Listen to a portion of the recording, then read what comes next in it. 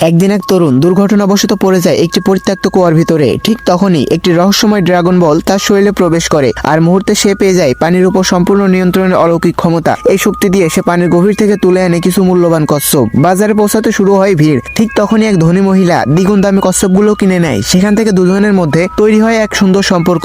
কিন্তু গল্প এখানে শেষ নয়। বাড়িতে পৌঁছানোর পর আবার ফোন আসে, আরো কচ্ছপ চাই। পুনরায় পানিতে নামতেই শাহু দেখতে পায় কিছু অদ্ভুত জিনিস, আর তখনই হঠাৎ তার হাতে আসে একটি প্রাচীন চকচকে শামুক, যার মূল্য কল্পনাতীত। এই খবর ছড়াতে একদল দুর্নীতিকারী গুন্ডা তার উপর ঝাঁপিয়ে পড়ে। কিন্তু শাহু এখন আর সাধারণ কেউ নয়। তার মাত্র একটি কলে হাজির হয় 10 থেকে 15 জন দেহরক্ষী। আর মুহূর্তে গুন্ডারা পায় চরম শিক্ষা। প্রতিশোধে উন্মত্ত হয়ে লুকিয়ে তারা পুকুরের পানিতে বিষ মিশিয়ে দেয়। তখন শাহু শপথ নেয়, এই অন্যায় শেষ আমি করব। ঠিক সেই রাতেই একজন জনপ্রিয় লাইভ স্ট্রিমার ঘটনাস্থলে আসে। লাইভ ক্যামেরার সামনে শাহুর জালে উঠে আসে একটি রহস্যময় কাঠের বাক্স, আর বাক্সটি খোলার মুহূর্তে সবাই দেখে হতবাক হয়ে যায়। ভিডিওটির বাকি অংশ দেখতে চ্যানেলটি সাবস্ক্রাইব করো।